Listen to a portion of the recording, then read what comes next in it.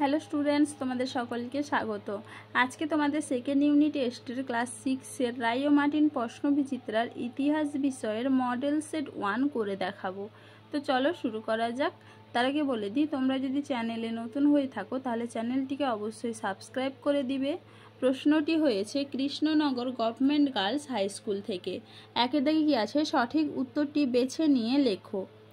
আদি বৈদিক যুগের ইতিহাস জানার একমাত্র উপাদান অপশন সি ঋগ্বেদ। পরের প্রশ্ন কি আছে, মেগালিথ বলা হয় অপশন সি বড় পাথরের খেলনাকে। পরের প্রশ্ন কি আছে, জৈন ধর্মের প্রধান প্রচারককে বলা হতো অপশন সি তীর্থঙ্কর। পরের প্রশ্ন কি আছে, পিটক কথার অর্থ হলো অপশন বি ঝুড়ি। পরের প্রশ্ন কি আছে, মৌর্য আমলে জেলা প্রশাসনকে বলা হতো অপশন এ আহার। কি হবে, আহার। চলো এবার দুয়ের দাগে দেখে নিই। ক স্তম্ভের সঙ্গে খ স্তম্ভ মিলিয়ে লেখো। মজঝিম প্রতিপদা, এটা হবে কি গৌতম বুদ্ধ। গুপ্ত সম্রাট, এটা হবে কি অপশন সি সমুদ্রগুপ্ত। কুষাণ সম্রাট, এটা হবে কি কনিষ্ক। মৌর্য সম্রাট, এটা হবে কি অশোক।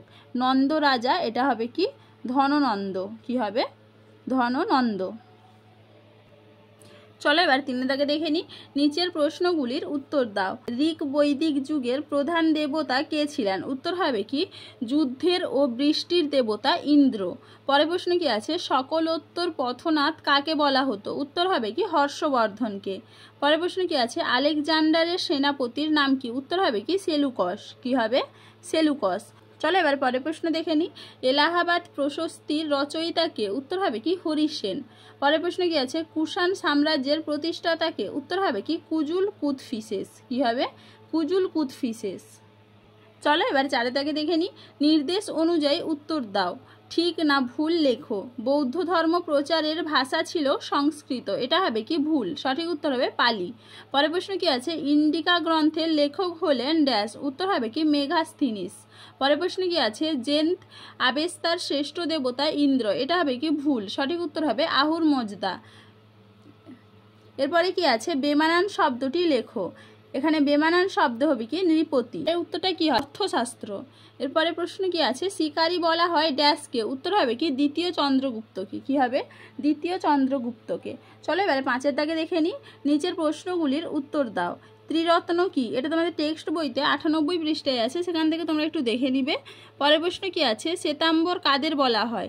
এটাও তোমাদের টেক্সট বইতে 71 নম্বর পেজে আছে, সেখান থেকে তোমরা একটু দেখে নিবে। পরের প্রশ্ন কি আছে, পঞ্চমহাব্রত কি? 91 পেজে 24 নম্বর প্রশ্নের উত্তর দেখবে, সেখান থেকে তোমরা পেয়ে যাবে। পরের প্রশ্ন কি আছে, বৈদিক সমাজ কটি শ্রেণীতে বিভক্ত ছিল ও কি কি? উত্তর হবে কি দুটি শ্রেণীতে বিভক্ত ছিল। 1 নম্বর হচ্ছে আদি বৈদিক যুগ ও 2 নম্বর হচ্ছে পরবর্তী বৈদিক যুগ।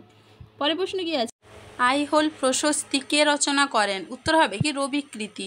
পরের প্রশ্ন কি আছে, ও কোন রাজার প্রসঙ্গে এটি রচিত হয়? উত্তর হবে কি দ্বিতীয় পুলকেশী। কি হবে, দ্বিতীয় পুলকেশী।